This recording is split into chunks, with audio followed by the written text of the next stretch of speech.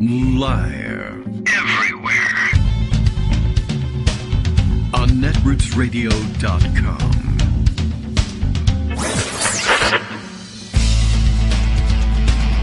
David Waldman. Kagro. In the morning. Now, here's David Waldman.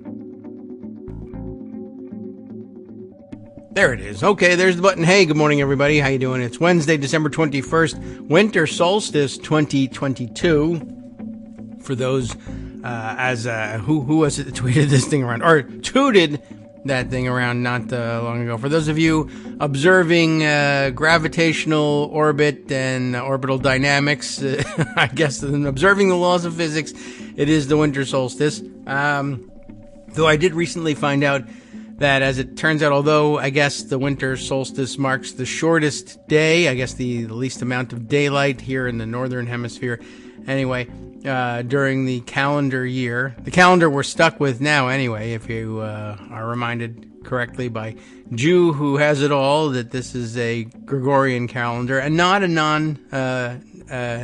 non-sectarian calendar, not a secular calendar after all. But at any rate, we have, this is what we have going for us at this time. It's not the day with the earliest sunset. Not exactly certain how to explain how that works or why it is but apparently that's it. Maybe it has to do with our screwing around with the clocks. I don't know. At any rate, that's of some interest. I always figured that today would just be the latest sunrise and the earliest sunset, but it turns out not to be true. But that's okay. I'm not exactly observing the winter solstice. It's on the NAFTA refrigerator calendar. I have that. I mistakenly thought it was last week as well, as I was preparing for the show about a week ago and looking for something fun on the calendar to discuss. And I just misread it. Thought we were on the 21st when we were really on the 14th. So, time for yet another show. Lots happening. Yesterday, we mentioned that the House Ways and Means Committee was meeting in order to determine whether or not they were going to just publicly release the tax returns that they finally, after 4 years of court battling, got from the IRS just the other day. They did, in fact, hold that vote. They are releasing the material, not all at once. I was going to say slowly, but I don't know how slowly it really is being released.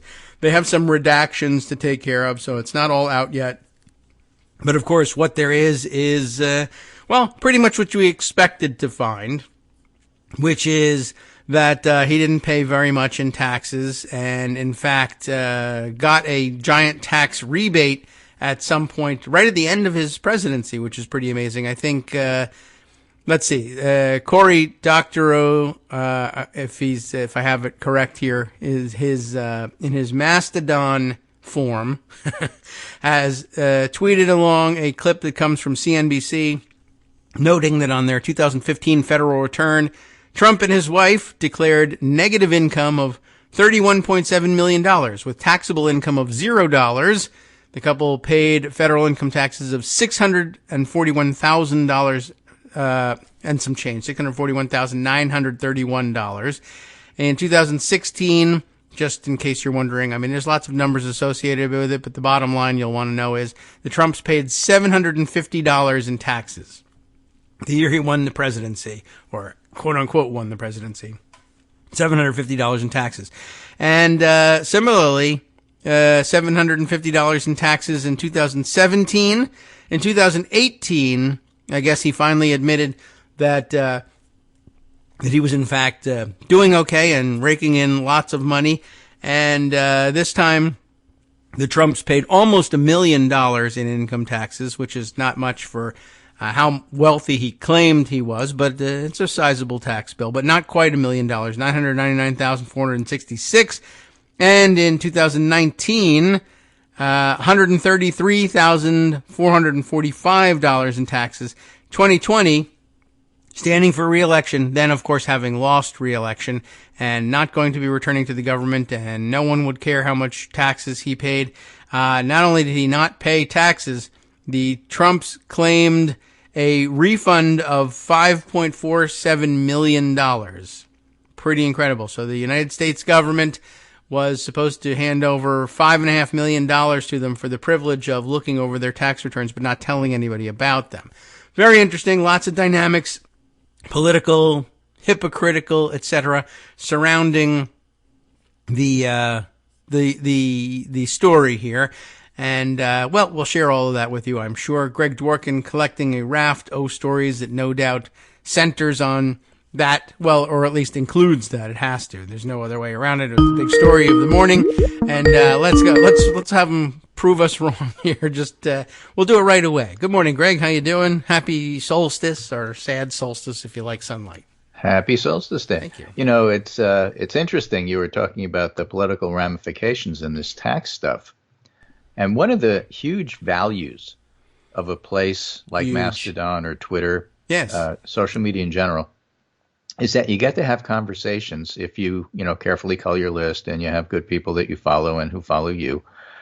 You can have interesting conversations that sort of reveal to you that it's easy to live in a bubble and maybe you shouldn't.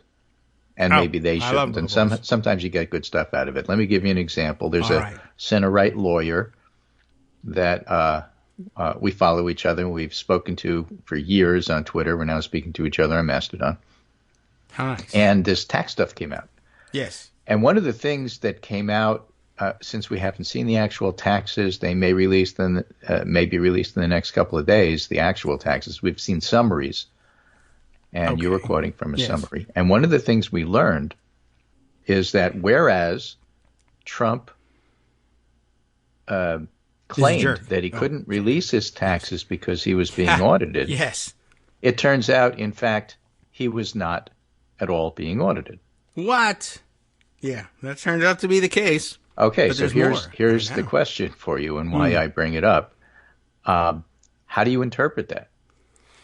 Well, one. What's your take on the fact that he wasn't being audited? What do you learn from this? I learned that everything he says is a lie, and when he said I can't release my taxes because they're being audited, I took away from that he can release his taxes and he's not being audited.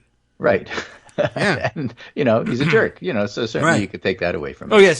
But I would never take that away from him. He'll be a jerk forever. Well, you can't. It's intrinsic to who he is. Right, yes. See, but the thing is, my center-right friend Yeah. said, so why are they telling you that there was no audit? That is a completely and totally political statement showing that this was all politics. And I said there's more. Au contraire, let me prove to you it's the opposite. Okay. Remember, the only reason, I said to him, and I convinced him, by the way, which was scary. Well, very good. The only reason that Richie Neal and these folks are entitled to look at Trump's taxes is the concept that they may use it for legislation. Right. Otherwise, it's prying. Yeah, that's true. Otherwise, it's what Nosy Parker, your neighbor's looking over your shoulder when they have no right to. So they take a look and find out that he wasn't audited by the IRS. Why should he be audited by the IRS? Is there a law? Actually, no, there isn't. There's a tradition. Actually, there's a rule that says that presidents should be audited, but it's not actually law.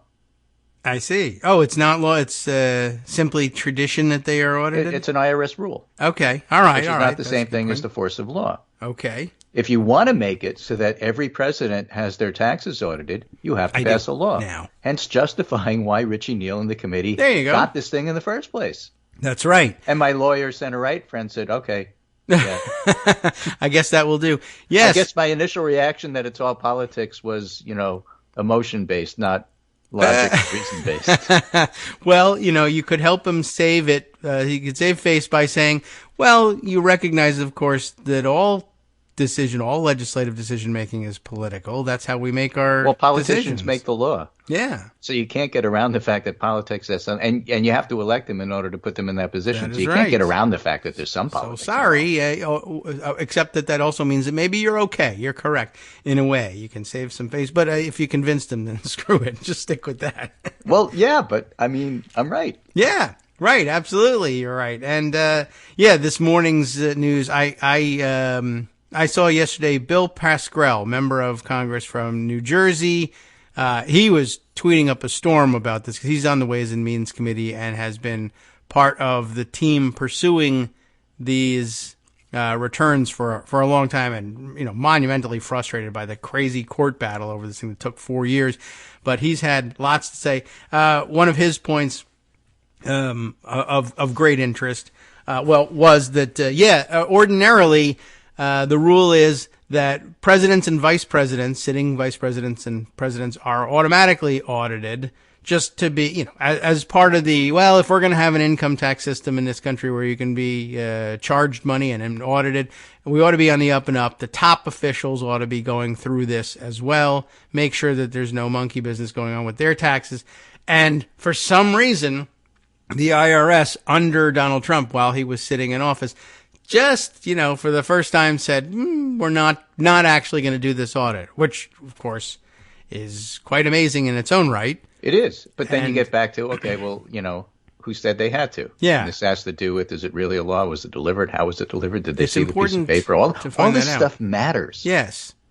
In the end. And so, I thought it was of interest that it turns out that they weren't doing what everybody expected them to, and That's what right. everybody expected them to doesn't have the force of the law.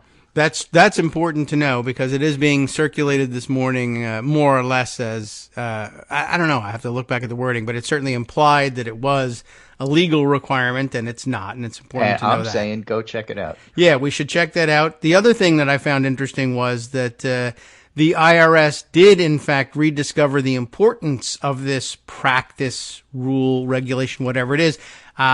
And the moment that they realized, apparently, oh yes, we're supposed to be auditing the president as we've done for decades on end, was the moment right after that in which the Ways and Means Committee said, so by the way, can we have his tax returns as we're entitled to under law? And they said, nah, one, no, you can't. And two, somebody get started on those audits. And they began auditing him immediately after the Ways and Means Committee made the request. So not only all of that was true about Donald Trump saying, well, I can't release my taxes because I'm under audit, and he wasn't under audit. And then eventually he was under audit, but only because people said, well, then let me have the tax returns and see what the story is. So did the IRS break the law? I don't know. What law did they break? Show me the law. I don't know. I'll find it. I'll be right back. Yeah, okay. You take the show for 2 hours, and I'll go to the library. So all of the minutia matters, all of it.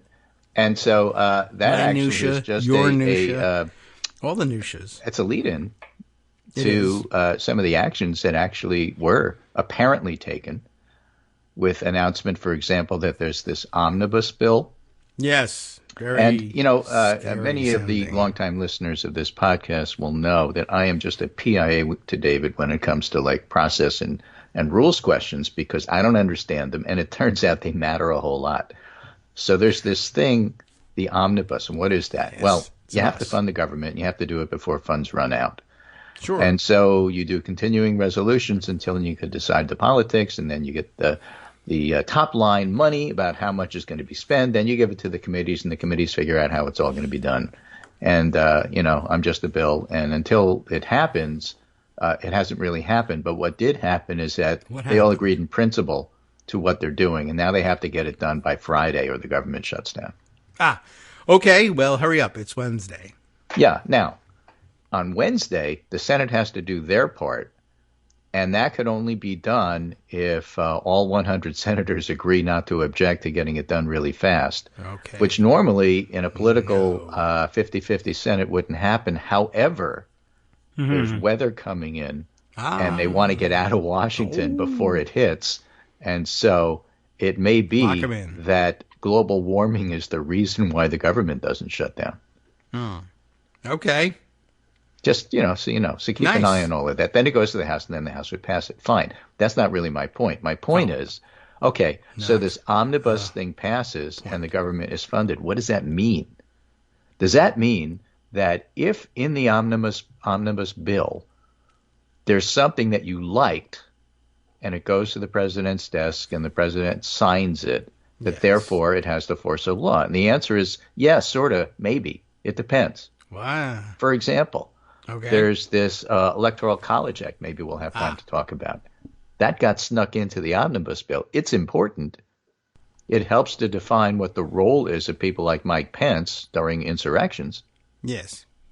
and it'll have the force of law if Biden signs it. But Yes. the omnibus bill is really about money, Yes. and it's appropriating Yes. money and giving a certain amount of money to various and sundry things. And I'll just take some. because it's in the omnibus doesn't necessarily mean that when the time comes to implement it, it will have been fully funded. That's where I'm going with this. Okay. So there's still stuff to fight over in the new Congress, which is presumably sure. not going to be a good one. And therefore, just because, for example, you got all the clean water stuff you ever wanted in the omnibus bill, therefore, in the next Congress, when it comes time to actually doling the money out, clean water is going to get money. That's where I'm going with this. Okay.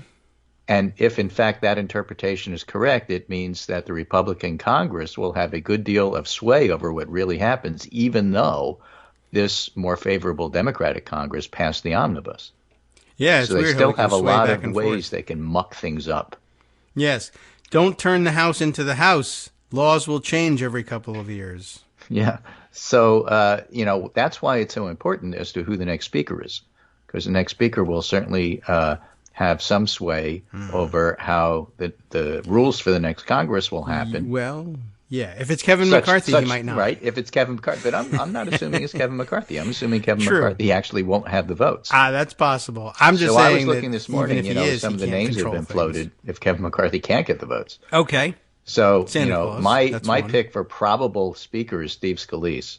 And, David as Duke a without the compromise baggage. candidate, he'll probably be able to get some initial stuff done that's good for the country. And then after that, he's stuck and then they'll fire him. The conservatives have also talked about Lee Zeldin. Some of the moderates have talked about Fred Upton. Okay. Who they really need is Fred Rogers. I think that See, Fred Claus would be available. Lauren Boebert and Marjorie Taylor Greene are floating Elvis, and Michael Jackson, Count Dooku. And, Floating Elvis. But whoever it is, they're going to have this problem. And in looking this up and trying to figure out what was going on here and trying to educate myself, last week I came across this threat/Wikipedia piece called the Holman Rule. Oh, yes. Okay. Threat.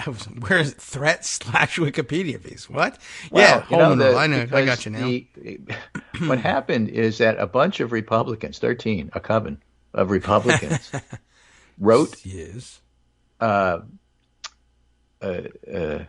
McConnell, Leader McConnell, All right. and said, if you pass this horrific omnibus bill, which purports to fund things that we're never really going to allow funding for, we will make it our business here in the House to make sure that nothing you want will ever get passed in this Congress. Not right. post office names, not little dinky bills for your constituents. Nothing you wish will be passed. We are threatening you that if you allow this omnibus to pass, nothing will get done. And in addition to that, they didn't put this in the letter, but they verbally said that they may wind up invoking something called the Holman Rule. And I said to myself, I don't know what the Holman Rule is. I better look this up. I could ask David, but that means I wouldn't know for a few days. So let me just look it up. I went to Wikipedia, and it says the Holman Rule is a rule in the United States House of Representatives that allows amendments to appropriations legislation. You see where we're going here with this omnibus thing? That would reduce the salary or fire specific federal employees or cut specific programs. The rule was first enacted in 1876 and rescinded in 1983, reinstated in 2017 on a temporary basis, and was in effect for the entirety of the Republican-controlled 115 Congress, and several amendments were proposed that progressed to a vote of the full House, although none were adopted.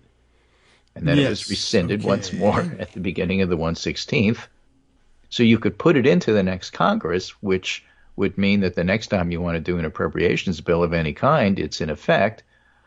And it says, if you don't do what we want, we're not going to fund you. So FBI, if you don't cooperate and investigate Hunter Biden, then we won't pay the salary of the FBI head, et cetera, et cetera, et cetera. Oh, no, all not along Chris the Wray. entire length of government. Yeah. As a way for the House to force Right. a Democratic executive to bend to their will. Yes. All they have to do is convince the notoriously pliable United States Senate. And then the president. Right. And so, again, it doesn't necessarily mean that this becomes the effect. Right. but it does mean that it's another tool to gum up the works so that nothing gets done. Well, they needed another one of those. Right. They needed them because Yeah, they didn't have please. enough. Right. But then again, you see, with my list of speakers, if it turns out that the moderates on the Republican side in the House are unhappy with Count Dooku, for example, then maybe they'll turn to the Democrats and elect the speaker that Democrats plus like 9 Republicans. Maybe. And what does that mean? The speaker doesn't have the power to simply do things, but at the same time, if that's the coalition, it means that what the Republican coven wants to do may not in fact get enacted. And so that's going to be the dynamic coming forward. And that's the same dynamic that led to Paul Ryan being the speaker, and then Paul Ryan not being the speaker, and John Boehner not being the speaker. In other words, Boehner, you can't go ahead and do these things as speaker if you can't lead if the people you're trying to lead won't let you. And if they really insist on getting nothing done, it's just a huge bonfire of a mess that's coming. And I don't really see how they're making any moves whatsoever with all of these threats to the Senate to sort this out in a way that actually appears functional. No. But the appropriations are the most obscure and the most and the least well understood tool by normies like me.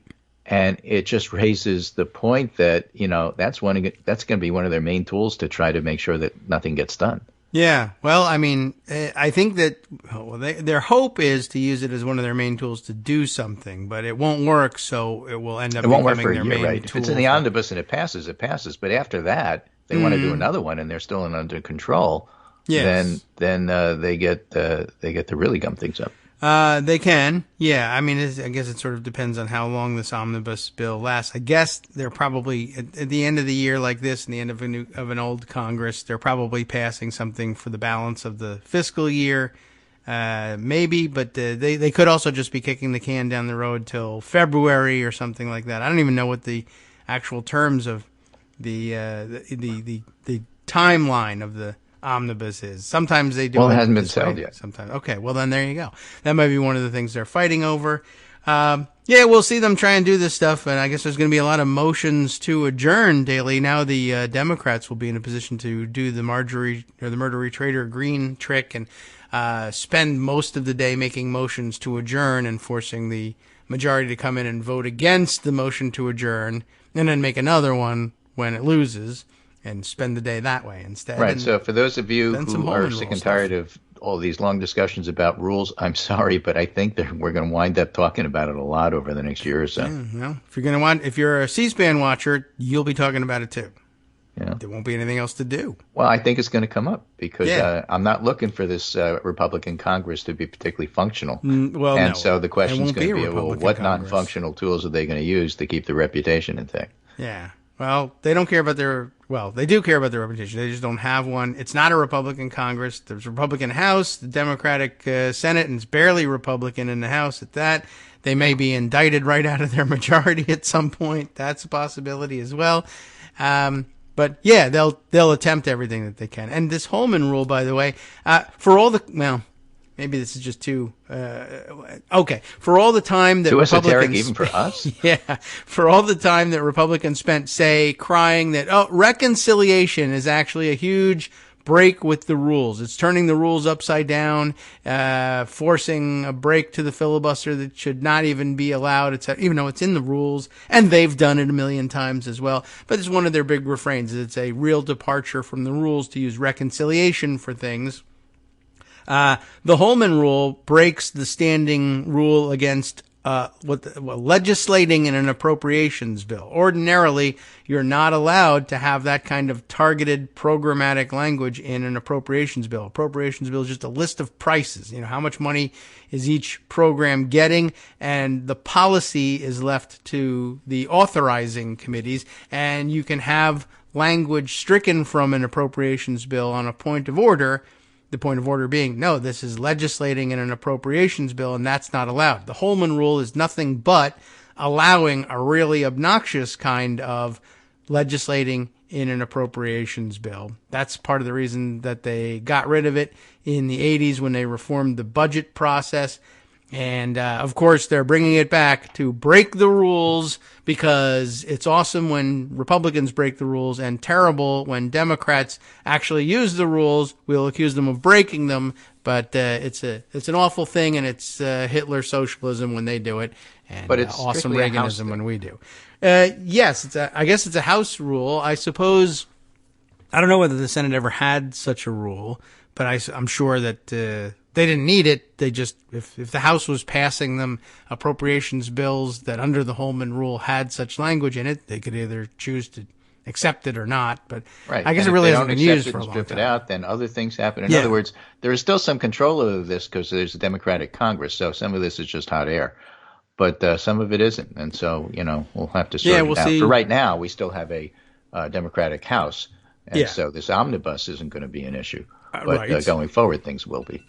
That is true. And, we'll see what kind of use they make of it. I think my guess is that they'll be doing it for show. And so it will be so obvious who they're targeting, and so, unlike what people have come to expect from, the federal government when it works at all. I think it'll be pretty obvious, and people will roll their eyes and turn away from it, and they'll lose their initiatives and maybe not even get their provisions included in the bills when they vote them on the House floor. So we'll see. But it's going to break the fourth law of robotics, Yes. which is that things that help you in a Republican primary are going to doom you in a general. So if they go ahead and do this, that's what's going to happen. Yeah. Well, what they're going to be doing is bringing a bunch of defund the police bills to the floor, because they're mad at the FBI and the IRS. They want to defund police that investigate and arrest Republicans.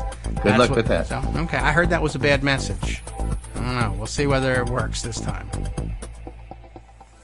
Hi, it's me, David Waldman, the same guy who was just talking to you a second ago. Our Patreon subscription drive is still going strong, with over 175 monthly donors who help keep us on the air. If we've helped keep you going during the pandemic, why not return the favor and help us keep going so we can all be together for the next disaster? Patreon.com, Patreon.com, makes it easy to make secure, recurring monthly contributions to support our show. Patreon.com/KagroX gets you straight to our donation page. Maybe you'd like to thank us for keeping you sane during the Trump era. Maybe you're looking forward to in-depth explanations of what's going on in the Biden administration. Whatever it is that keeps you listening, we need your help to keep bringing it to you. And hey, if you happen to prefer using PayPal or even the Square Cash app, we're up and running with those options too. Thanks again, everyone, for all your support. We literally could not do this without you. Welcome back now to the Kagro in the Morning Show here on Netroots Radio. We continue on with more rules esoterica or elsewhere. Well, a bit. You have to. Only a slightly different take on it. And let's step back gentleman and is look at the recognized for 5 40,000 minutes. feet picture here. And that is that Trump is a diminished figure, even though he's not gone. He could still win the nomination, but he doesn't have nearly the power he used to. And the way you're seeing it isn't so much in the House, because they're a bunch of true believer nutcakes, as we were just talking about, in terms of how they position themselves, threatening the Senate and threatening to not do anything and resign their commission and whatever else they want to threaten Colonel Blake with that really isn't going to work all that well.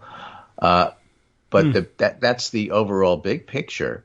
And so the Senate is responding less well to threats, not only from the House conservatives, but from the MAGA world Trump people. Mm-hmm. And the way we see this is a piece by Greg Sargent, which I think is really interesting. Remember that in the omnibus, one of the things they put in is the Electoral Count Act. Yes, right. Which is a piece of legislation that's designed to make things go smoother for transition. The GOP, writes Greg Sargent, is quietly Trump-proofing our system behind his back. Nobody told Donald Trump, he writes, but Republicans in the Senate appear poised to join Democrats in protecting our democracy from exactly the election subversion he attempted in 2020 and would surely attempt in 2024 if given the chance. Well, of course, I don't think he'll have that chance, but we'll see.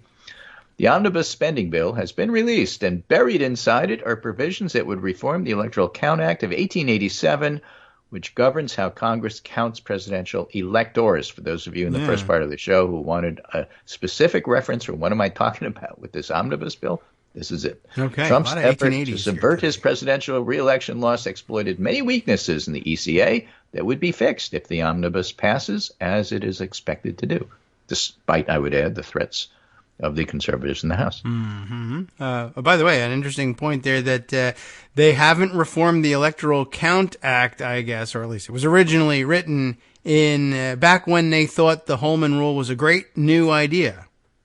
1870s, 1880s. So, okay. Right. The Electoral Count Act now with Holman. Strikingly, all this is happening with little noise from right-wing media or MAGA-loyal lawmakers. A bipartisan group of senators negotiated these reforms for months with the support of Mitch McConnell, and they'll likely be backed by many or even most GOP senators, especially ones whose lives were threatened on January 6th and haven't forgotten, even though they won't say it publicly. That's two of them. Trump himself has been surprisingly mute, yet the fact remains GOP senators who support ECA reforms are implicitly acknowledging the ugliest realities of what Trump attempted in 2020. They're acknowledging the true nature of the threat that Trump or an imitator might pose.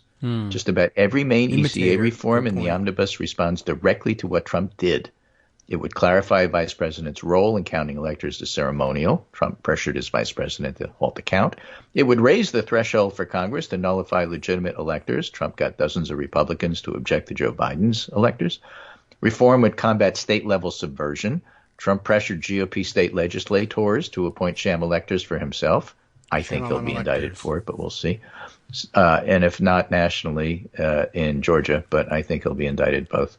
So reform would essentially require governors to certify electors in keeping with state popular vote outcomes. It would create new avenues to legally challenge fraudulent electors and would require Congress to count electors that are validated by the courts. And that's why the issue that recently came before the Supreme Court about whether courts really have any role in what the legislature wants to subvert is an important case.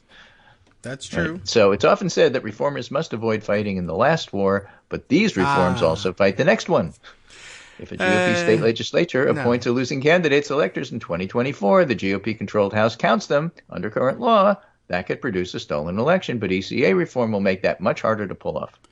Yes. I mean, I think it still falls prey to the fighting the last war thing, but I mean, what war are you going to fight legislatively? It has to be the last war. That's kind of the way we look at things. All right. I mean, his political point, why is this happening? Why is this happening? Why is this happening? Thank you, Rachel Maddow. Why is this happening? One reason. This is an easy way for Republicans to do something about the Trump threat. It's technical. It doesn't require direct condemnation to Trump himself. Yes, I guess that's true. I would add it requires Trump to read, which we know he doesn't do. Attaching reform to the omnibus avoids a standalone vote, which could subject Republicans supporting it to more attacks. And they have a way to explain it to voters. Senator Rand Paul, for example, argued in the Louisville Courier-Journal this week that reform would disarm the secret liberal plot to dismantle the Electoral College. In other words, Rand Paul is arguing that these reforms are a way to own the libs, therefore we should pass it. I mean, when in fact, it's a way to defang Trump and the insurrectionists. I mean, okay, go ahead, I guess. I don't see why it gets in the way of abolishing the Electoral College, but, okay. Yeah. Right. Similarly, in coming days, you will hear Republicans insist it will prevent Vice President Harris from subverting the next electoral count and helping steal the 2024 election from Republicans. I guess we'll say that's true. No one should confuse this with a full-scale outbreak of pro-democracy sentiment among Republicans.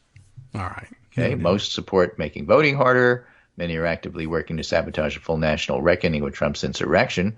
But something of a split screen is now discernible. On one screen, House Republicans dismissing the news that the House Select Committee examining Trump's insurrection is recommending criminal charges. Yes. They're gearing up to smear the committee's report as if people are actually interested in what they have to say, which they are not. On the other screen, many Senate Republicans are preparing to support reforms that functionally acknowledge the grave nature of just about every key aspect of Trump's coup plot. They're implicitly acknowledging the MAGA movement would do it all over again and that the pathways to this outcome must be choked off. So Senate Republicans are poised to join Democrats in Trump-proofing the elections behind his back.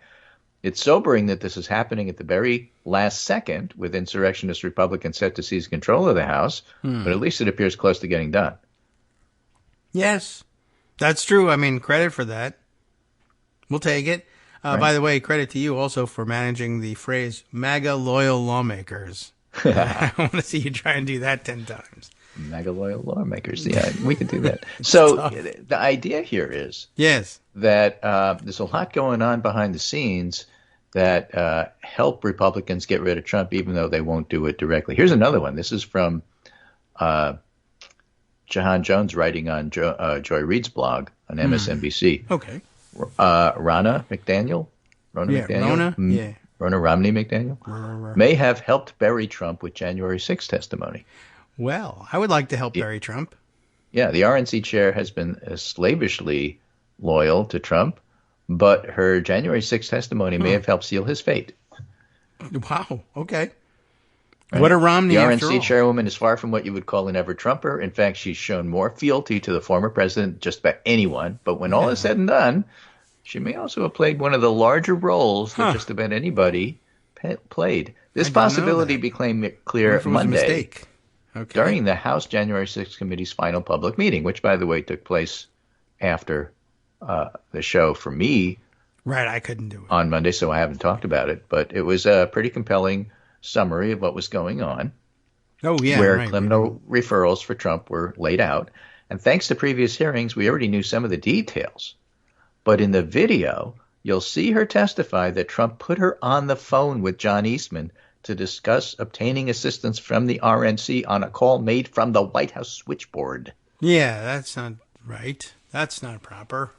Okay. So, sort of direct evidence. As my colleague Chris Geidner noted for MSNBC's Live blog, the committee's executive summary laid out the evidence the committee used for its various referrals, and the report makes clear McDaniel's interview is key in establishing proof for the committee that Trump conspired to make a false statement in the fake electors plot. The phone call she described was an overt act in furtherance of the conspiracy. And as a reminder, the committee's referrals carry no legal weight. We all know that, but they carry a tremendous amount of political weight. And by the way, if they're based on evidence, then, of course, DOJ could use that evidence any way they want to.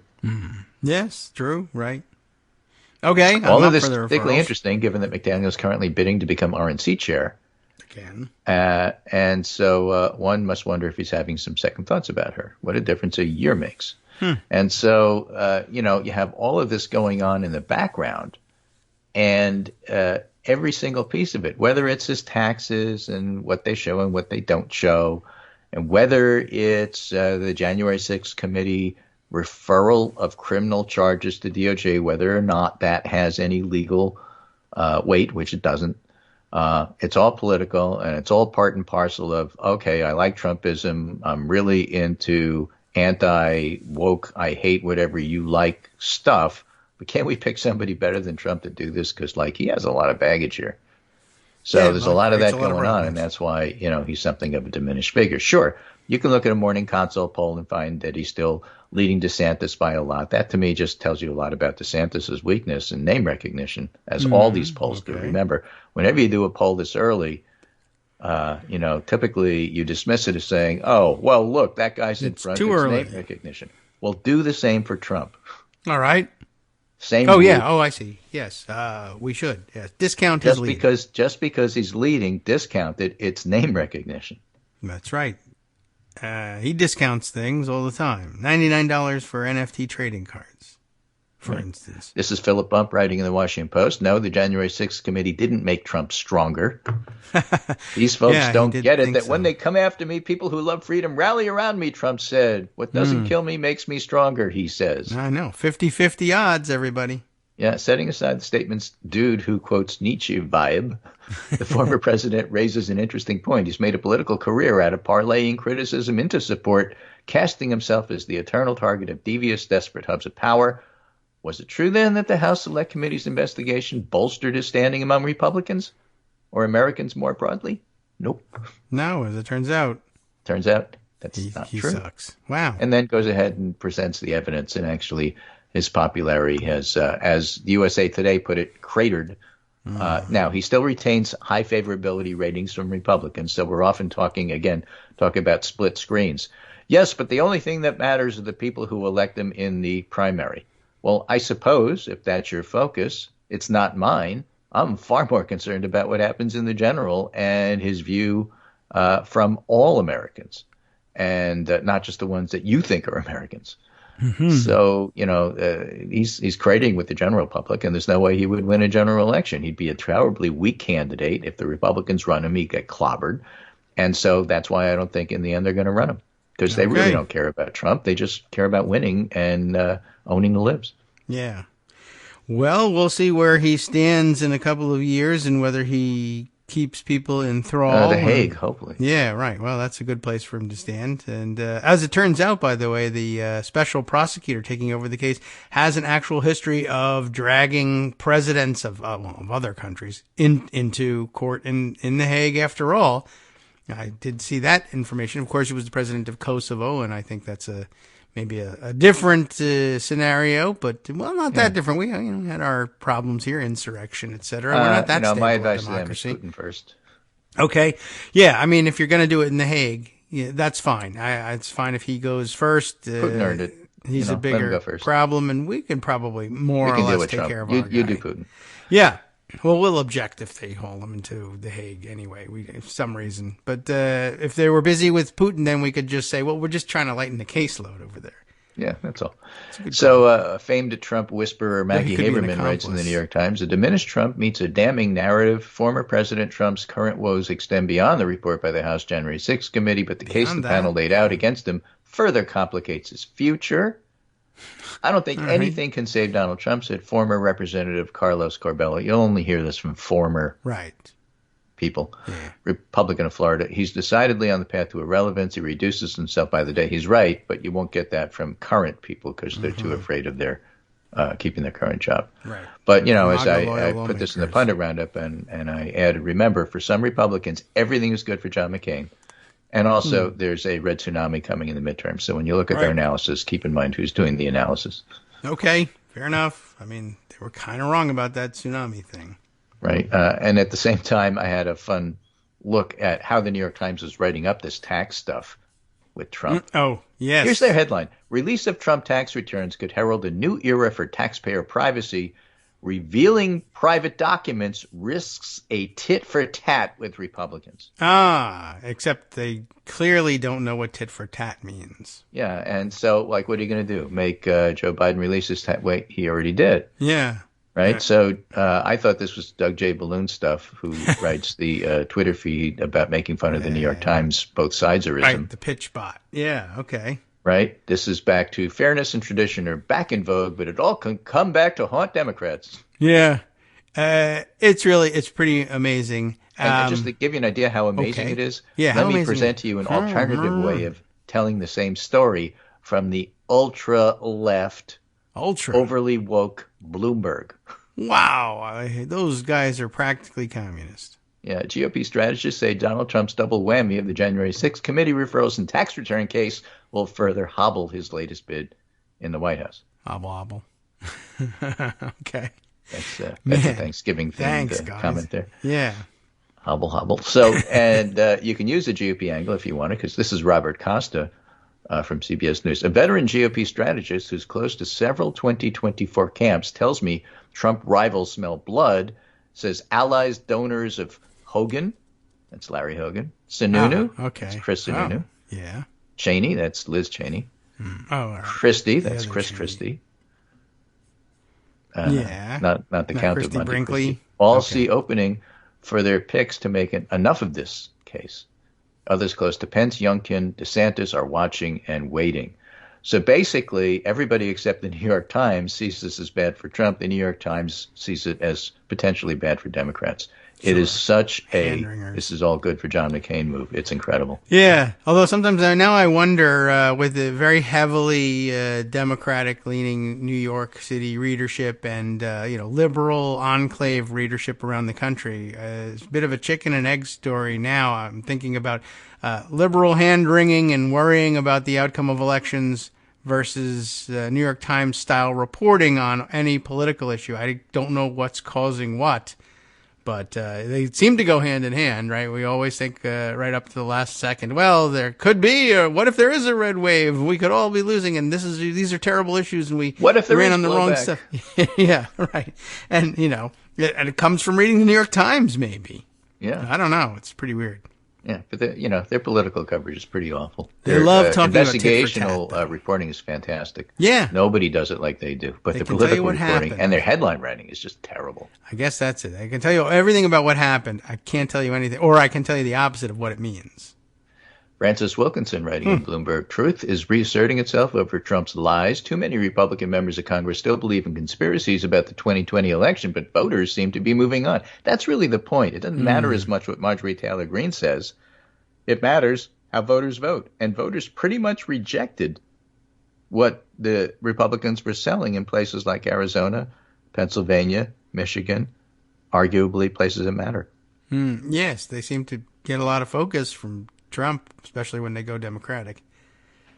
All right. Well, this is what they're up to. This is what they do. Right. Politico had a report from Adam Wren, very good writer, which he did a good job of a terrible topic. I mean, it's boring.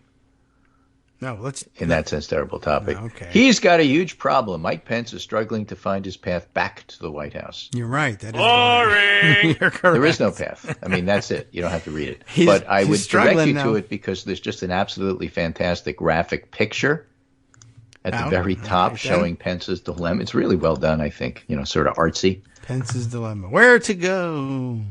So I just sent that to you. So there it is. You can see the graphic right there. It's three pictures superimposed of Mike Pence faces.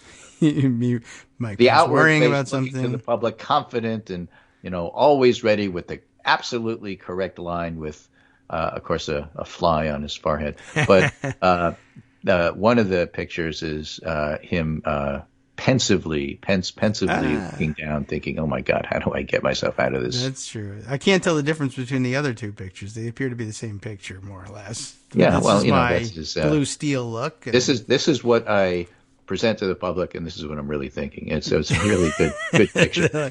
But they're the same thing. Kind of. Yeah. One. So it's three pictures of Pence, and Pence touching his forehead. Right. All right. Awesome. Trying to get the fly out of there. Yeah. So there is no path. This is Ian Sam's writing, a new USA Today Suffolk poll. 5% of Americans, including 8% of Republicans, say investigating Biden should be the top priority of 2023. Okay. I'm just giving you that's good to know. The point, the idea that Marjorie Taylor Greene can say whatever she wants. Yes, she's an idiot, but no, the public doesn't buy it.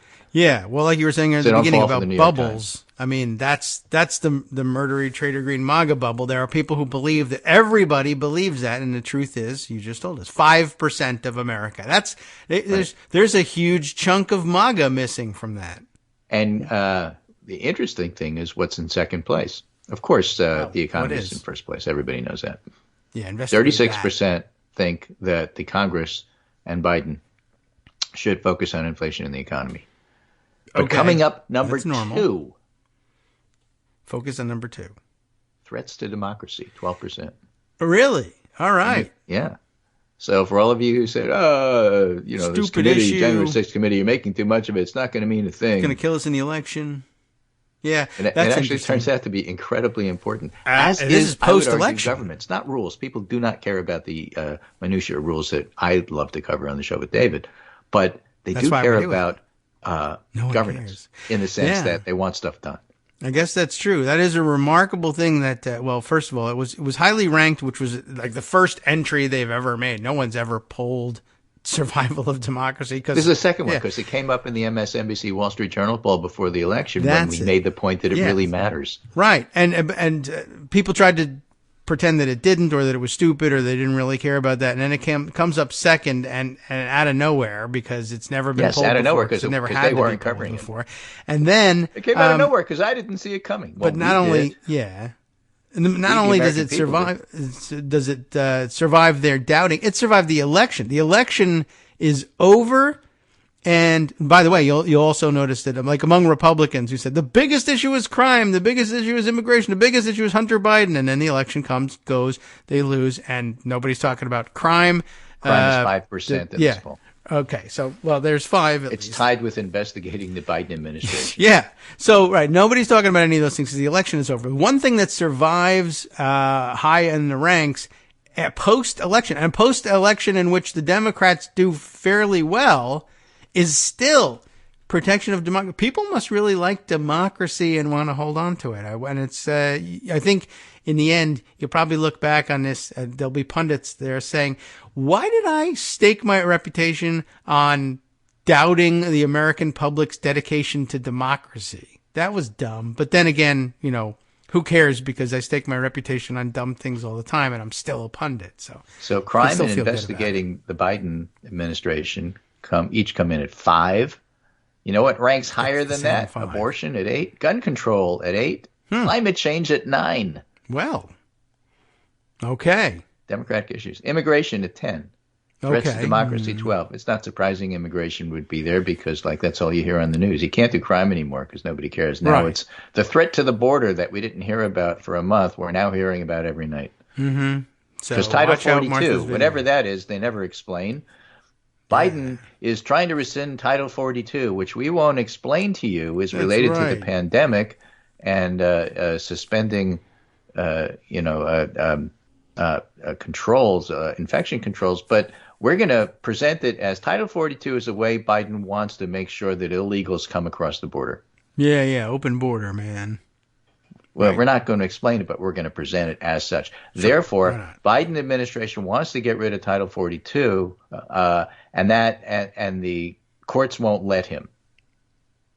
And then they follow that up. That's the only explanation you get. And then that's followed up with Republicans say that if Title 42 is rescinded, then they'll flood across the border. But they're saying they're flooding across the border now.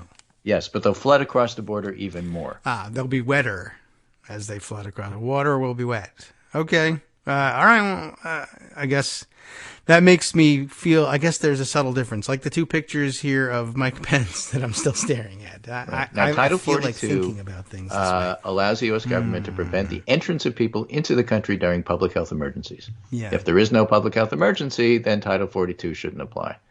So they want to get rid of that. And the Supreme Court won't let them because, not permanently, but as a temporary stay, won't let them because Republican governors object to getting rid of a provision that was put in place in a public health emergency that they don't believe which inherently says and intrinsically says that there must be a public health emergency, thereby acknowledging that the pandemic is real. Yeah. Otherwise, there wouldn't be a Title 42. Right. But they can't say that, and they certainly won't say that on TV when they tell you Title 42 and immigration. They just say that, and it has something to do with the fact that there'll be more people coming across the border if you get rid of it. Yeah, well, they just want to say that that's the case, even though, right, it's very I mean, you interesting. can't imagine a worse job done by American media than what they're doing with Title 42. They won't even tell you what it is. I don't know as a result. And that has to be deliberate. I guess so. They're doing a fantastic job making me think I don't need to know. Yeah, exactly. I don't need to know that. All I need to know is if you get rid of it, illegals are going to come across the border. Good for John McCain or something. Yeah, something. Well, what they're saying is that, okay, even though people are dying of COVID, there's no actual emergency. They are saying that. So, but therefore, then that would should we argue delve for into rescinding this topic? This. Why are New York and Philadelphia and other cities saying maybe you should wear masks? Because if there's no public Title health emergency. 43, 2, 3. I don't know. It's an amazing job of trying to avoid the topic altogether. Yeah. It's just astounding. Well, it's just Gimme-tarian. Today we need the pandemic to be real in order to fight brown people we don't like. Tomorrow we need the pandemic to be fake so that we can fight for the white people we do like, I guess. I don't know. Well, it has to be fake because we have to yell at the government for overreaching. Yes. But, you can't get rid of Title 42 because it's real. Right. And we don't want less And so government. I don't need to explain it. All you need to know is brown people. Right. Pretty much. I don't know. And the whole thing is 42. And so there you go. Well, that's the answer to everything. Right. So maybe that's what it is. Maybe there might not even be a Title 42. I didn't even look. No, it is, in fact, the answer to everything. Yeah. And they're just making it up. And, well, that would be fitting as well. Well, I don't know. They're crazy. What can I tell you? That's bizarre. And, of course, par for the course, right? Upside down and backwards from what they're arguing everywhere else. Anyway, I just thought I'd mention that. I just think it's really interesting in terms of watching our media educate us. That's right. About what's going on in civic life and why Americans are expert on policy and procedure. Right. And that's the thing. I keep trying to, I have to tell people, stop telling me your expertise. I'm just a bill. Yeah. I mean, where do you go for an explainer? Is there no Vox explainer on Title 42? I don't know if they do Vox explaining anymore any more than they do slate pitches. That could be. I think it's just we're dating ourselves. Yeah, that could be it. Right. What do they say on Instagram? Right. What do the Amish know about Title 42? But nobody else say? does. That's too bad for me. All right. Well, no explainers, and not likely to get one either. But that is interesting. That's all over the news, and nobody knows what the hell it is. Good point. It's just amazing. Why doesn't somebody just explain what Title 42 is? Someone knows. Someone listening to the show knows because they've been doing their reading, and you can do a taped segment on it. Explain it to all of us. Making time for Friday. The music will start to play soon, and so Zelensky will come to Washington and save us all, and that's the story. And we'll be back tomorrow, and I'll tell you how it went. All right. So part 2 of the story. We're serializing everything. Yeah, right. Zelensky in town. I think originally that was supposed to be a secret for security purposes, and it somehow got leaked, but I don't see how you're going to avoid it. I mean, he's going to show up and address the Congress, He right? told us he was coming. Oh, well, then there you go. It's he's a maverick. It's good news for John McCain. I mean, if the guy could go to Bakhmut, then certainly he could come to a dangerous place like Washington. He might get shot at Walmart, though, so watch out. Okay, we say stay low. Welcome to the United States. Thanks, Greg. We'll see you tomorrow. All right, welcome back now to the Kagro in the Morning Show here on Netroots Radio. All right, let's see. We got a lot of things to catch up on. We'll see whether we get bogged down in any of them. One, I usually or occasionally will check in on the New York Times coronavirus tracker and let you know what's going on here locally in Loudoun County. I probably should have, chosen a different jurisdiction or done the United States in its entirety or something like that. But that's our baseline now. Loudoun County, Virginia. How are we doing? And we've been watching the numbers creep up. We're solidly over 90 cases reported yesterday. 95 cases reported yesterday. A 5% increase in the rolling 7-day average here. In fact, it was 110 cases reported yesterday, but it brings the average up to 95. Pretty soon, I guess, we'll be back over 100, and this is with school out for 2 weeks. So I just want to point that out. And, all right, stay vigilant out there. Keep your mask on or put your mask back on. If you stopped, it would be a good idea. Again, not only just another reminder that we are in, well, I think what's probably being erroneously referred to as the triple-demic or triple pandemic or whatever. Now we've got the actual one that's a pandemic that might have been downgraded into, is it endemic at that point? And at the same time, 2 other endemic viruses circulating. Flu virus, as we expected to see, RSV as well. All 3 quite annoying and rather debilitating, and you won't get them as often if you wear your mask, so why not try that just for a change? Eventually you'll get one or another of them, but vaccinate, wear the mask, wash the hands. That's always supposed to be the rule anyway, washing the hands all winter, damaging your skin. Go get some moisturizer, whatever. Keep it hydrated, and you'll all be in good shape. All right, so there's that. What else is lurking in Pocket and Twitter and Mastodon and elsewhere? I have a couple other things. One of the things I said I wanted to get to, I told you that Bill Pascrell, Congressman Pascrell from New Jersey, the 9th District of New Jersey. He was my congressman for a little while when I still was registered back in New Jersey, but only briefly. By that point, I was pretty much living in Virginia and switched over shortly thereafter. Anyway, he's been there quite a while. Bill Pascrell, I think, proven to be a really great and plain talking type congressman. He's been fantastic on the Ways and Means Committee, particularly on this Trump stuff. I've really come to appreciate him. So anyway, he's been tweeting up a storm about the taxes thing because, again, he's been caught up in this as a member of the Ways and Means Committee for quite a while. And let's see, maybe I'll scroll back to the beginning of his discussion about it yesterday, where he begins here is, after 6 years of pushing, I just voted to release Donald Trump's tax returns. This is bigger than one crooked man. This is a triumph for the idea that no one or no one person is above the law. You know, good point, not particularly insightful. But here, right away, he follows it up with something, the kind of insider knowledge we're looking for. Of course, we already told you about the New York Times says, well, there's tit for tat, and there's going to be back and forth between Republicans and Democrats, and it's going to be a huge fight. I guess at this point, I jump out of the timeline and tell you, I told you I saw some other good commentary on it. Brian Beutler pointing out yesterday on Mastodon that, he's got the New York Times tweet about it, and of course their headline along with it. Their tweet reads, the New York Times, the U.S. House Ways and Means Committee will vote Tuesday, that was yesterday, on whether to release Donald Trump's tax returns. Of course, you know the results. Revealing private documents risks a tit-for-tat with Republicans set to retake control of the House of Representatives. That all under the headline of release of Trump tax returns could herald a new era for taxpayer privacy.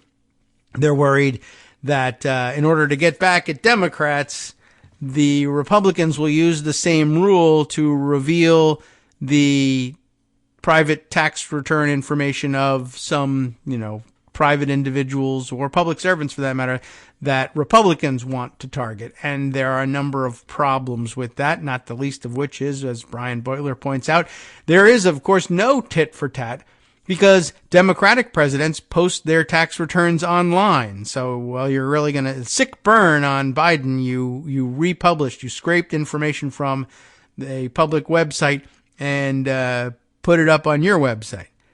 But not only is that not tit for tat because Democrats already reveal their tax returns, there's also no retribution to fear because more public servants should be expected to disclose, not fewer.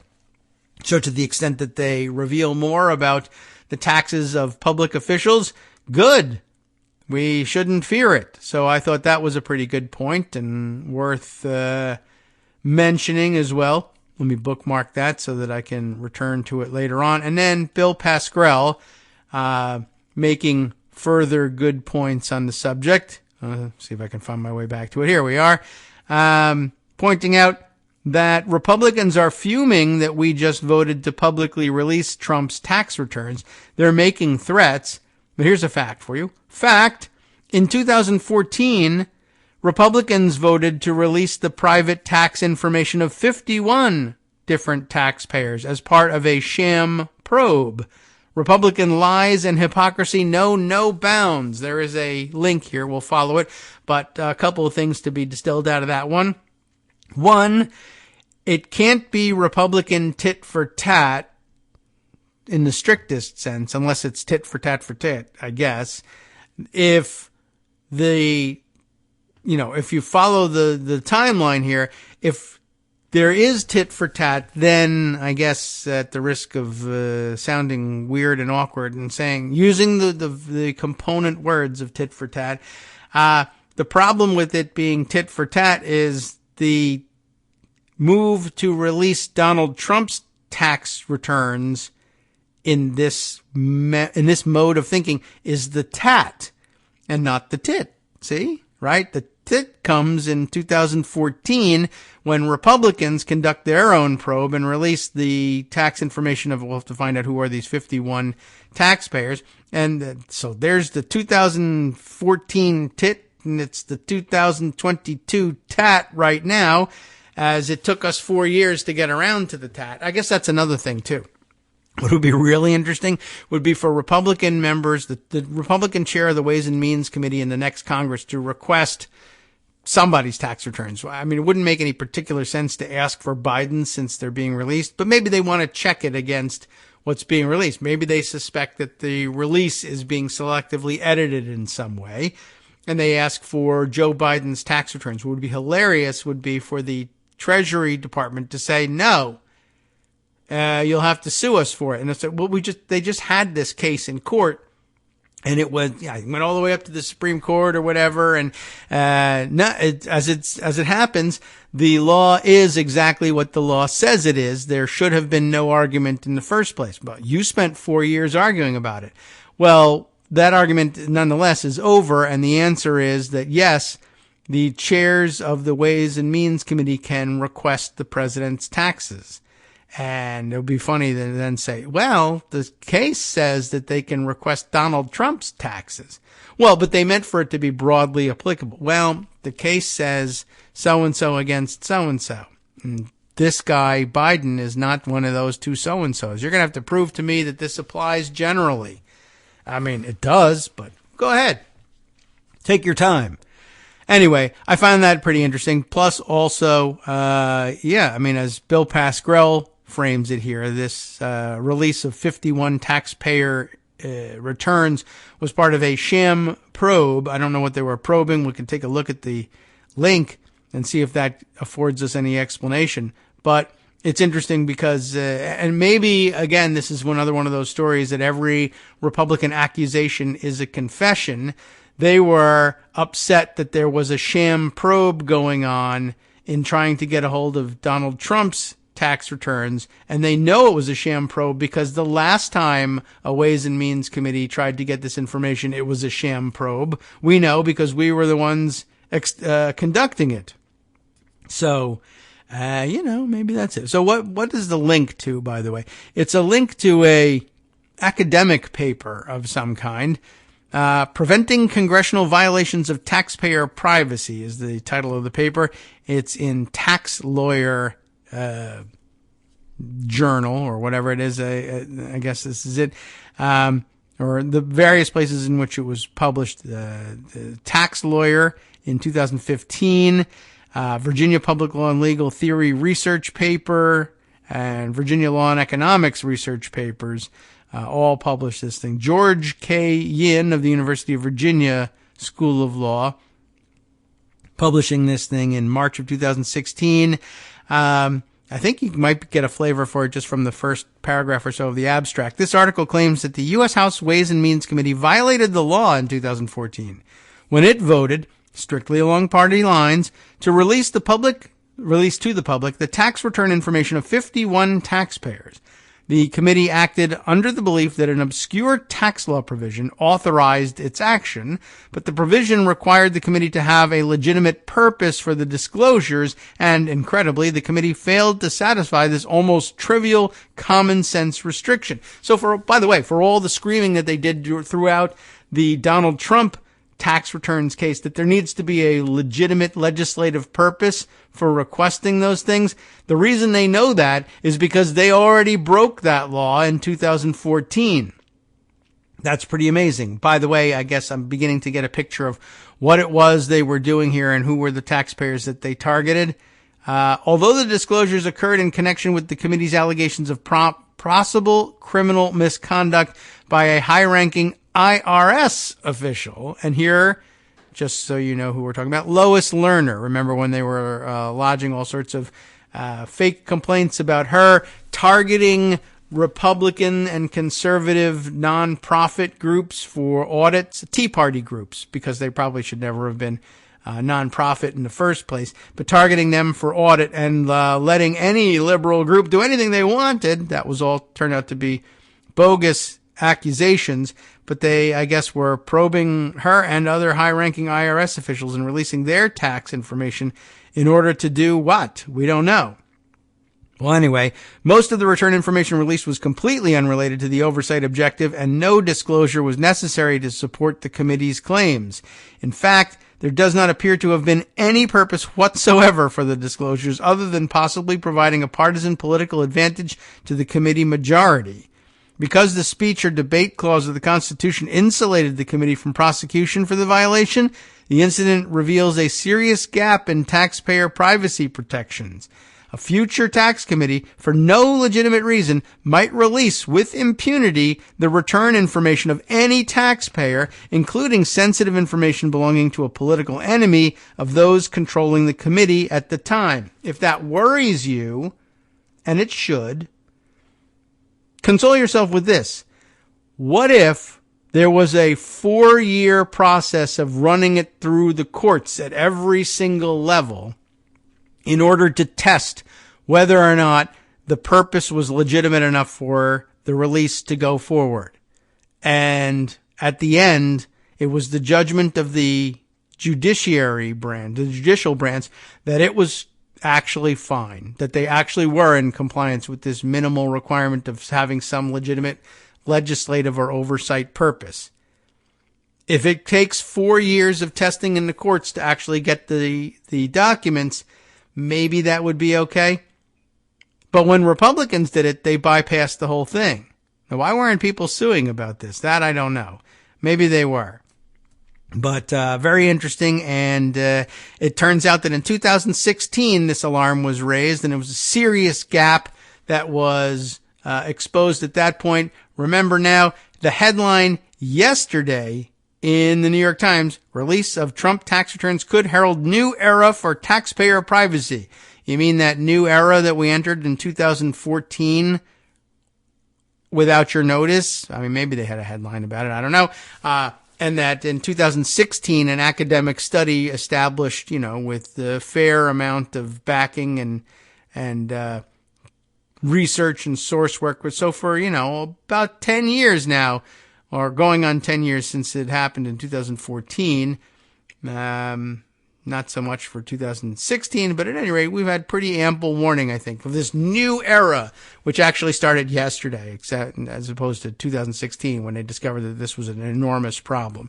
Anyway, the rest of the abstract is interesting, and it provides some, see how they did on solving this problem. To prevent that outcome, the article proposes a new restriction on the access of the tax committees to tax return information. If the committees cannot obtain the information in the first instance, then they will be unable to disclose it for improper purposes.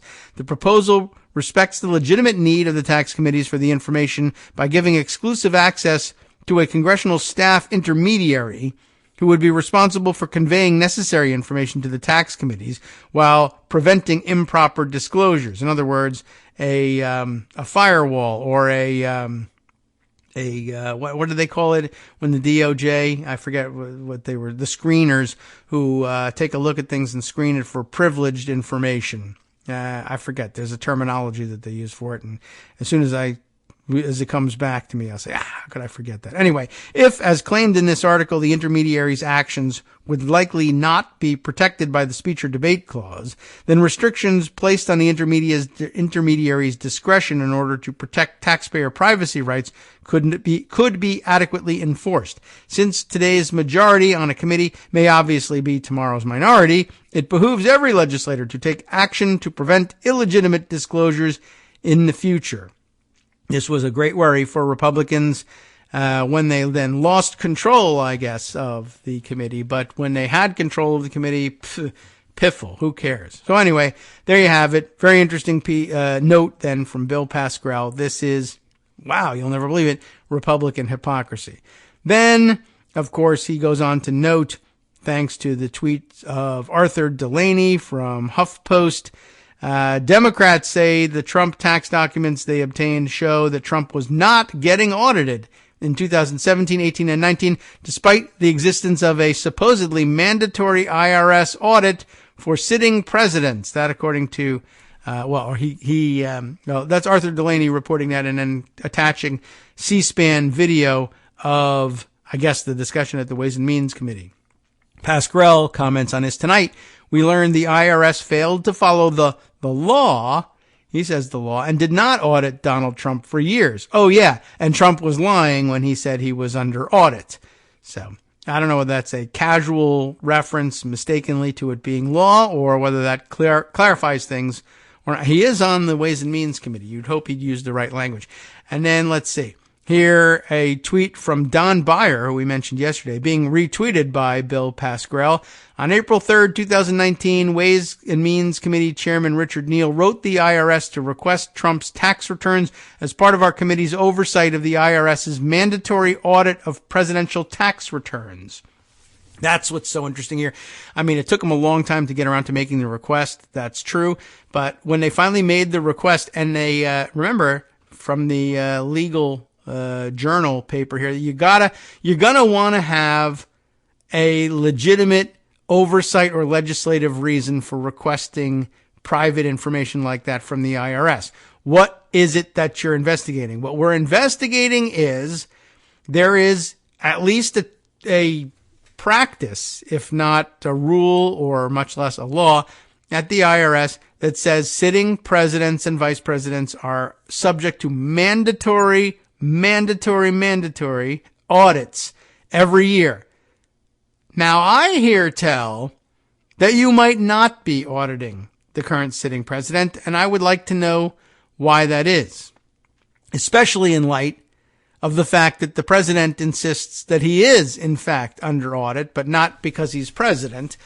So what's the story? And as it turns out, when they asked, the answer was, oh, he's not being audited. And I think it would probably be pretty fair, legitimate oversight subject to say, I thought that was mandatory, and yet you're not doing it. This is information we only know that you're not doing it because we got the returns in hand and other tax info, not the returns, the paperwork there, but other paperwork, I guess, over at IRS that tells us he's not under audit. Now, I'm told he's supposed to be. Why isn't he again? That's a good question. Anyway, so yeah, now this is the next part. On the same day the IRS initiated its first audit of Donald Trump's tax returns, what day was it? Well, it was April 3rd, 2019, the same day that the Ways and Means Committee chair said, would you give us his returns, please? Because I understand he might not be under audit. Oh, my God. You're right. He's not under audit. Let's start auditing. Isn't that something? Included here is pictures of the two letters. So on April 3rd, 2019, Richard Neal writes the IRS commissioner and says, hey, let's see. The Committee on Ways and Means has oversight and legislative authority over federal tax laws. With this authority comes a responsibility to ensure that the Internal Revenue Service is enforcing the laws in a fair and impartial manner. Consistent with its authority, the committee is considering legislative proposals and conducting oversight related to our federal tax laws, including but not limited to the extent to which the IRS audits and enforces the federal tax laws against the president. Under the Internal Revenue Manual, individual income tax returns of a president are subject to mandatory examination. So it's not a law that he's referring to here, but rather the IRS manual.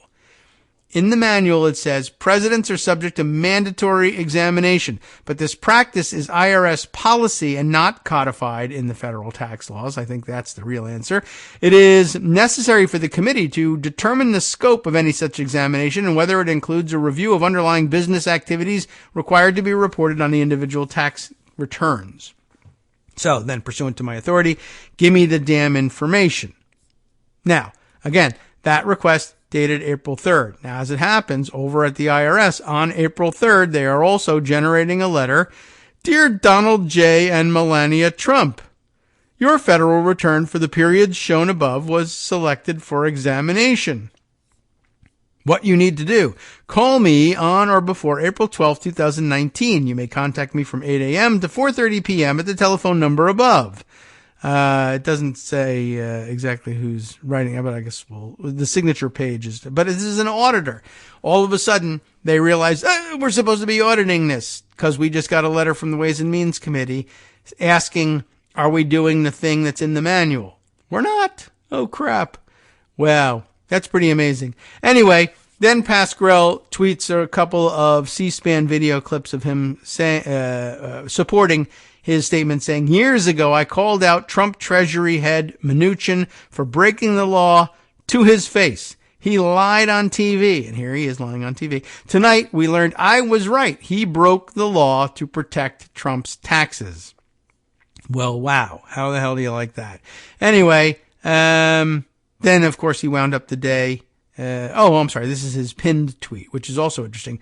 From November 17th, 2020, "Tonight I'm calling for the eventual prosecution of Donald Trump and his enablers for their many crimes against the United States, just one of which I was focusing on at the House Ways and Means Committee." So fairly interesting, I think, his view into the situation. Let's see. I guess maybe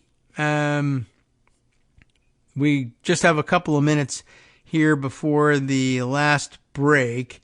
Shall I dive into the New York Times coverage that was so weird? I mean, I guess we got a good sense of what that was, and how weird they are about insisting that there's going to be a tit for tat as opposed to this being the tit for tat. I don't think they ever come out and say, well, tit for tat would be a good thing because it keeps everybody honest and keeps things balanced. The Republicans should strike back to show Democrats the consequences of overreach.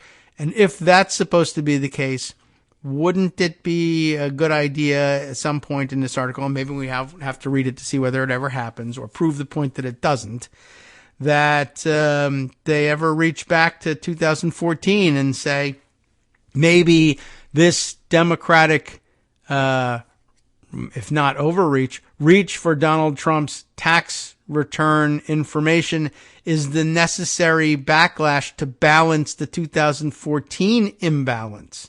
They never offer that, as far as I know, as an explanation for things. Alan Rappaport is the reporter on this one. Right. Release of Trump tax returns could herald new era for tax privacy. Revealing private documents risks a tit for tat with Republicans set to retake control of the House of Representatives. And I guess Alan's response would be, well, tit for tat doesn't necessarily imply that there are only two moves in this game. Tit for tat is actually shorthand for probably tit for tat for tit for tat for tit for tat. You'll go back and forth doing this all the time. And of course, Republicans might say, well, it's been a long time since 2014. That the response only comes in 2022 is maybe an indication that it's not tit for tat, or if anything, it's just tit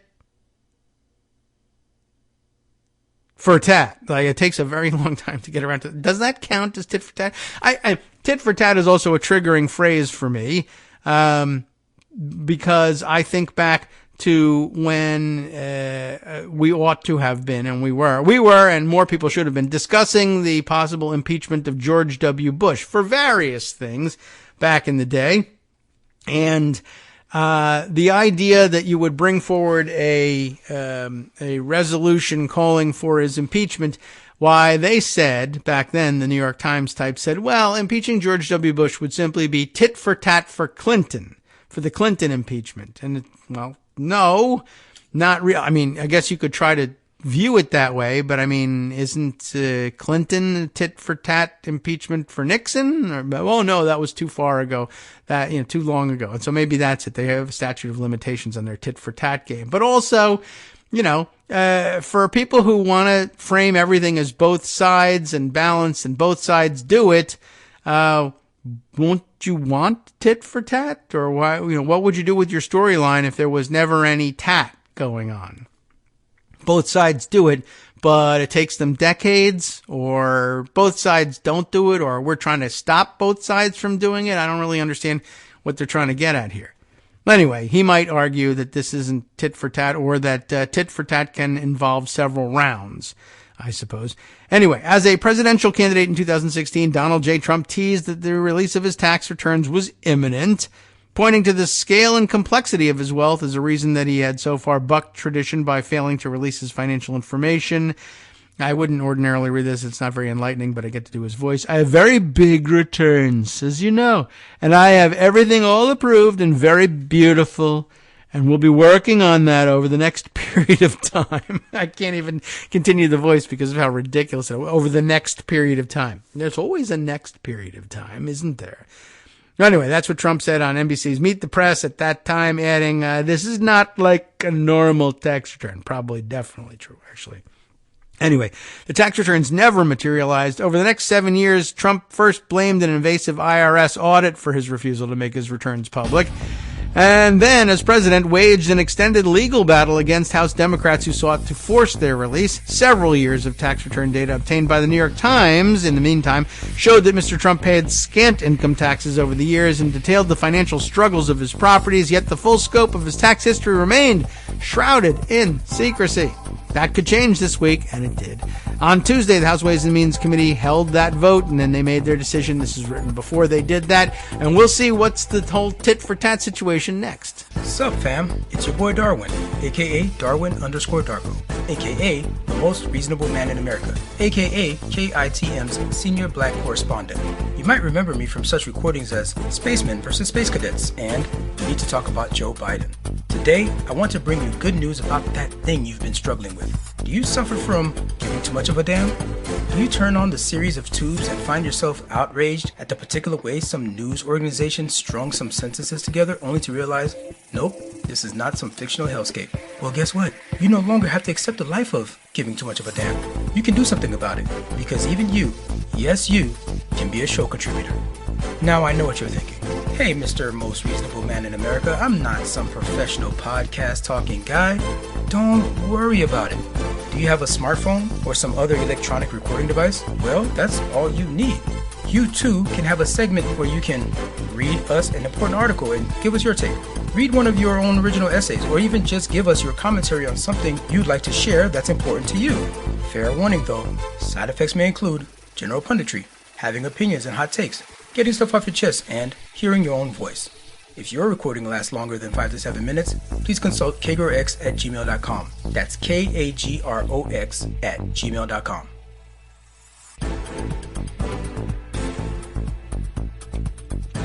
All right, welcome back now to the Kagro in the Morning Show here on Netroots Radio. All right, let's continue with the rundown from the New York Times just to see, for ourselves, how did they treat this thing, and did they discuss the real details of the tit-for-tat accusation anyway, or the prediction that there would be a tit-for-tat situation. Let's see. That could change this week, right? On Tuesday, Ways and Means will hold the vote. We now know what happened.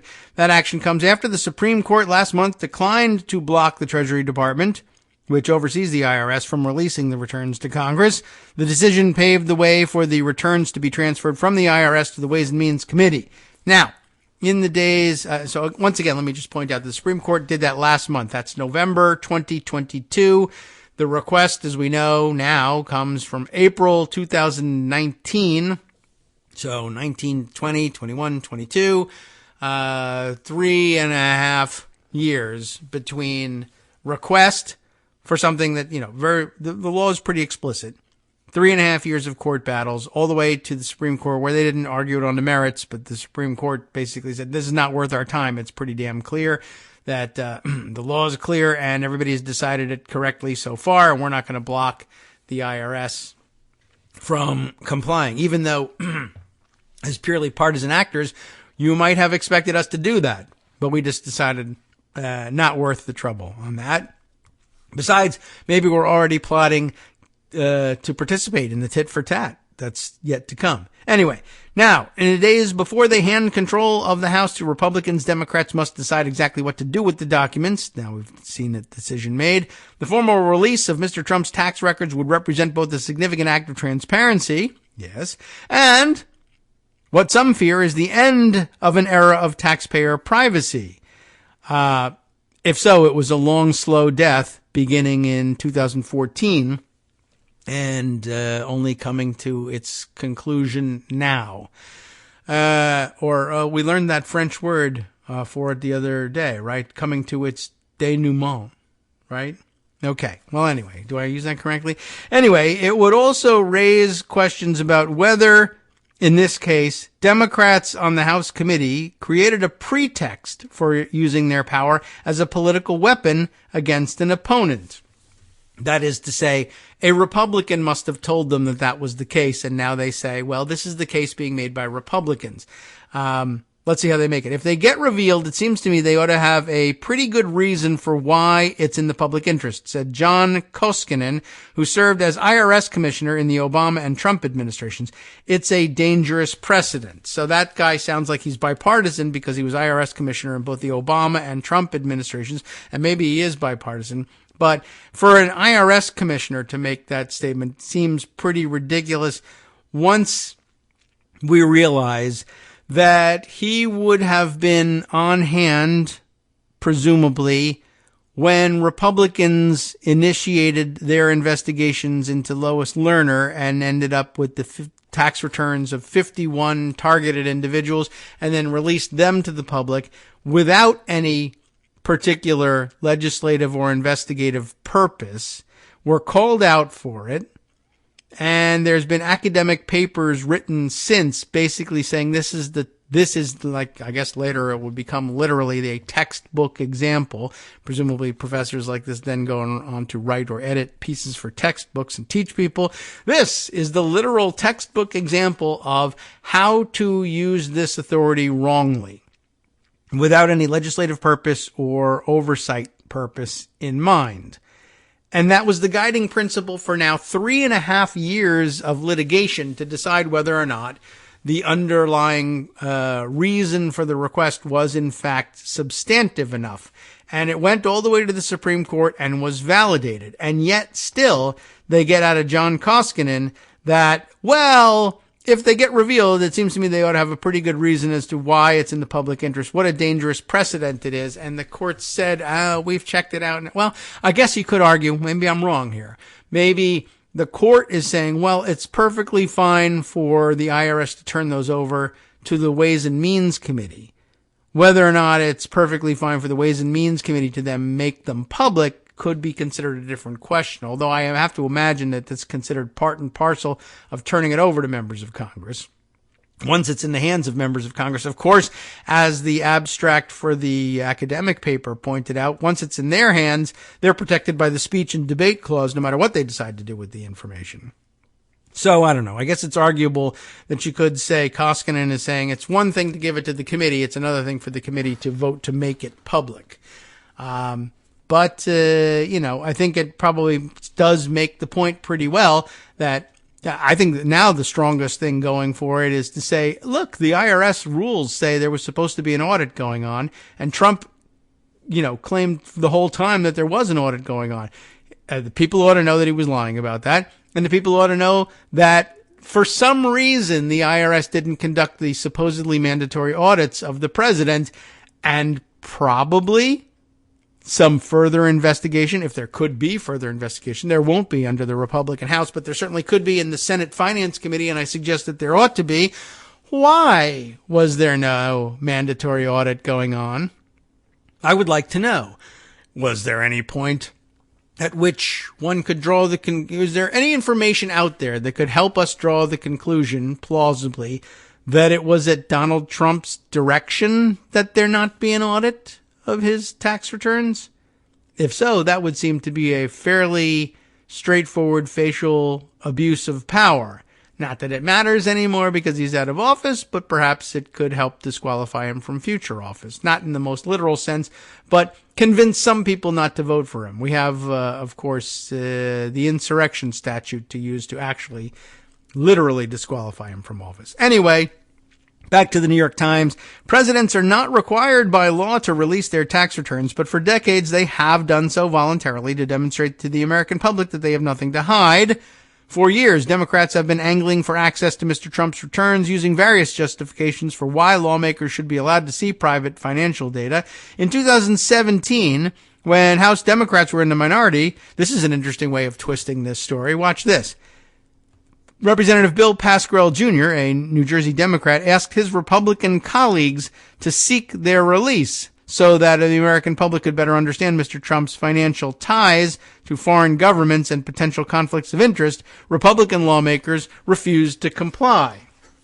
That is interesting. When the Democrats took control of the House of Representatives in 2019, they made getting access to Mr. Trump's returns a priority. They relied on a century-old provision in the tax code, not quite as old as the Electoral Count Act or the Holman Rule, but century-old provision nonetheless, that gives congressional tax writing committees the power to review private returns. Pause for a second. That's a little loaded, and I think you know this because we've discussed it on the show before. But just in case you're either new to the show or forgot, or you just want to test what kind of repository my brain is here. Century-old provision. Like I said, a little bit loaded. In other words, they're saying it's archaic, it's hardly ever used, it might not even belong on the books anymore. It's centuries old. People forgot about it. They should have purged it from the rule books a long time ago, but it's still there from another era. It was a different time. That's why we're all racist. Or, I don't know. Did I admit that out loud? Sorry about that. I didn't mean to say that. But the old "it was a different time" excuse. It was a different time. What time was it? It is now 10:38. Of course, that's not the issue. 100 years ago, a century-old provision brings us back to when? Where are we now? 2022. A century ago, 1922. What's happening around that time that motivates this new rule that the chair of the House Ways and Means Committee, and as it turns out, of course, the House or the Senate Finance Committee, and the chair and vice chair of the Joint Committee on Taxation, yes, and their staffers, the chief of staff as well, can make this request. You remember that we were discussing that a couple weeks ago, maybe 1 or 2 weeks ago. I don't know if that's when we discussed the reasoning for it or not, or whether that was an earlier discussion. Why, a century ago, did we end up with a provision in the tax code that gives congressional tax writing committees the power to review private returns? And the answer is Republican effing scandal. Teapot Dome. Yeah, you remember it from history class, maybe, if you were a good history student and really liked this stuff. The Teapot Dome scandal. Like, what was that? We're talking about Herbert Hoover at that point. Anyway, large-scale Republican scandal stretching back, I think, a couple of administrations. Was it McKinley even? Back to when, I don't know. McKinley was earlier, but I mean, I think it may have gone that far back just in terms of the practice that they were looking into that ended up getting revealed. And Teapot Dome, I'm not that good of a history student that I remember exactly what was going on, but everybody knows this. Like Watergate, like Teapot Dome, like court packing. There's just one of those phrases where you say, yeah, I remember that. That's just universally accepted as bad now. That's what being a century old gets for you. And, your reputation is cemented, good or bad. Teapot Dome, that was terrible. They totally had to try and do something about that because there was flagrant corruption. That's why they wanted to have access to the tax returns of the public officials that had been involved and the private individuals who had been involved to uncover this scandal. It's not just the century-old provision that provides for prying's sake. There was a legitimate purpose then, and there's a legitimate purpose now. But none of that gets discussed. I mean, it's one thing to say, well, they relied on a century-old provision in the tax code. The tax code! That stupid thing with 500 books and nobody ever reads it, and it gives congressional tax writing committees the power to review private returns because it was conceived as a backstop against enormous financial corruption scandals like Teapot Dome. That could have been done in a sentence, but it's not. You had to listen to us to do it, and it took us 2 hours to get to it. Now on with the Times. To demonstrate that there was a legitimate legislative purpose, which they enclose in scare quotes, by the way, to demonstrate that there was a, quote, legitimate legislative purpose for the request, House Democrats sought the returns as part of an oversight inquiry into the effectiveness of a rule that requires the IRS to audit all presidential tax returns. In other words, they had probably heard from a whistleblower or tipster, or however you want to frame them, that, did you know? I mean, you probably did because you're on the Ways and Means Committee, but you'd be surprised what people don't know. Anyway, if you didn't know, there's a rule in the IRS that presidents and vice presidents get audited every year, mandatory audits, and we're not doing them for the guy who maybe needs it the most ever. We're just not doing it. Now, wink, wink, nudge, nudge, guess why we're not doing it? But I can't tell you that. But I can tell you, we're not doing it. Maybe you should look into it. So the committee says that their quote unquote legitimate legislative purpose is pretty effing legitimate, actually. They sought the returns as part of an oversight inquiry into the effectiveness of that rule. Is it effective? Answer, it is not effective because we are not doing the audit, even though it is mandatory. It sounds like an awesome and effective rule, right? Just as we're about to pass in the Omnibus Bill and Electoral Reform Act, Electoral Count Reform, whatever the Electoral Count Act Reform, whatever we're calling it. And it's going to Trump-proof the election. What's the effectiveness of this rule? Well, it's extremely effective if you read it and use it and abide by it. And it is crap at effectiveness if you read it or don't read it, but then just don't do it. That would be an ineffective rule. Whereas doing it would presumably be pretty effective. I have my, we could talk another 2 hours about whether or not that's going to help. But right now, we're stuck on this tax return one. We want to check out, is it effective? Because we heard it wasn't. Mr. Trump's Treasury Secretary, Stephen T. Mnuchin, refused to turn the tax returns over to and refused to turn the tax returns over and warned that the request from Democrats could come back to haunt them. Ooh, oh, wait, haunting, right. It could come back to haunt you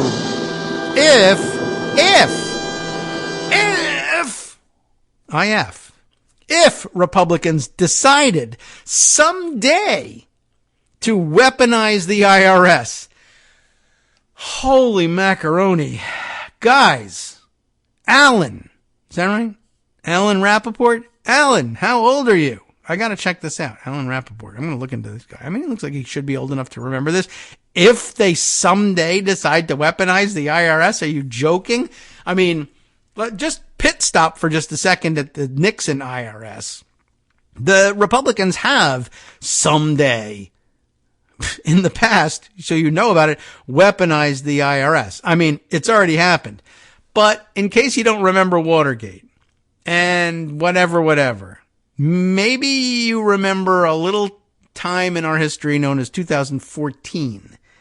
But, that was an obscure, it's 10 years ago. You didn't know, I didn't study this stuff. It wasn't immediately top of mind for me either, but I did remember Watergate. But in 2014, Republicans did exactly that. Now, of course, they did that because it was their accusation that it was tit for tat, that the Democrats had weaponized the IRS, and Lois Lerner had targeted Tea Party groups and other conservative activist groups only. And anyway, it turned out not to be true.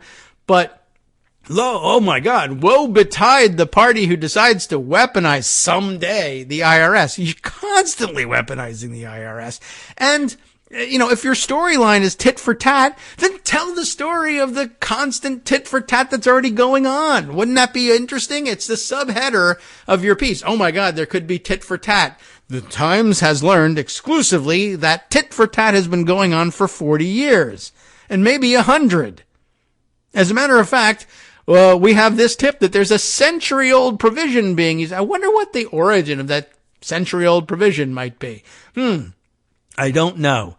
Oh, look, they've been weaponizing the IRS for 100 years. What a surprise. I should work that into my narrative about how the IRS might get weaponized and there might be tit for tat.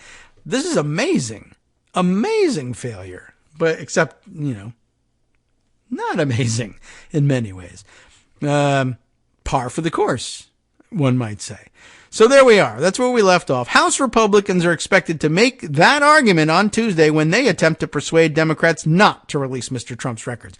Ways and Means Democrats are unleashing a dangerous new political weapon that reaches far beyond President Trump and jeopardizes the privacy of every American. Representative Kevin Brady of Texas, that bald MFer, who's an insurrectionist as well and is all over Mark Meadows' texts. On January 6th, he's the top Republican on Ways and Means Committee, so he has to say that. Going forward, partisans in Congress have nearly unlimited power to target political enemies by obtaining and making public their private tax returns to embarrass and destroy them. So long as they have a legitimate legislative or oversight purpose and convince the courts of that in a 4-year court battle, yes, they will be able to do that, just like you did without any of the court battles or legitimate purposes. What do you know? That is strange. He added, this is not limited to public officials, but can target private citizens, business and labor leaders, and Supreme Court justices, who are not private individuals. They are public officials. What's the problem? As lawmakers debate the information's release, Republicans are expected to argue that Democrats used oversight as a cover for their true desire to reveal the returns for political gain, and contend that assessing the presidential review process does not require a dump of Mr. Trump's private documents. That might be plausible. You could say, well, wouldn't it be enough to say, we found out from the IRS that there is in fact no audit going on? And then you could prove that the mandatory audit program is ineffective. True. I'm glad you would concede that to us. Yes, we'll take it. I guess, though, the next step would be, why is the mandatory audit rule mandatory? And what do people hope to learn from those mandatory audits? And then question number 2, given that that mandatory audit didn't take place, ought it not to take place now? And then 3, shouldn't it basically result in public disclosure of the information now that we've used all these public resources to gain the information? And, yeah, you'd probably have to come down on the yes side on that one, not just as a partisan, but, also as a partisan, if you wanted to. As lawmakers debate the information's release, they were saying that they were going to use it as cover for their true desire to act, in other words, their true desire was actually to enforce the rule. Gosh, what a terrible thing that would be. But Democrats are expected to counter that the tax documents were essential for their review into the effectiveness of the IRS audit program that automatically reviews the tax returns of any elected president and vice president. They have insisted all along that their quest to obtain Trump's tax returns was not an attempt to tarnish the former president. What would be the point? He's no longer the president. The rush to publicize them before Republicans take control of the House next year, they argue, is the result of years of stalling by Mr. Trump. This rises above politics, and the committee will now conduct the oversight that we've sought for the last 3.5 years. Representative Richard E. Neal of Massachusetts, the Democratic chairman of the committee, said when the Supreme Court allowed the release last month. The Ways and Means Committee will meet on Tuesday afternoon. They did it. Expected to vote on whether or not to release the data from Trump's returns from 2015 to 2020. They did, at least some of it, and to potentially share the filings. It is not clear what new information will be gleaned, though Democrats and tax experts will be combing through the returns to determine what kind of strategies Trump employed to lower his tax bills and whether he benefited from tax policies that he championed as president. Another important reason why you're always auditing. Days after Republicans passed a $1.5 trillion tax cut in 2017, Trump told wealthy friends at his Palm Beach, Florida resort, the sex club that he maintains there, Pervalago, you all got a lot richer, just got a lot richer. The tax returns could shed light on whether Mr. Trump did too. It's not without precedent for Congress to use its power to release taxpayer information. Well, looky here. I wonder if he added this later. A tax committee released a bipartisan staff report describing and analyzing President Richard Nixon's tax returns in 1974 based on data it had requested under an earlier version of Section 6103, the part of the tax code that dictates when and how taxpayer information can be released to the IRS. At least a hat tip to Watergate, if not the correct way. Oh, look, and here's the George Yin thing at the end. Republicans have also wielded their power to unlock tax records. In 2014, House Republicans, led by the chairman of the Ways and Means Committee, Dave Camp, Republican of Michigan, voted to release confidential tax information and urging the Justice Department to investigate their allegations that the IRS official had discriminated against conservative groups in deciding which organizations to scrutinize.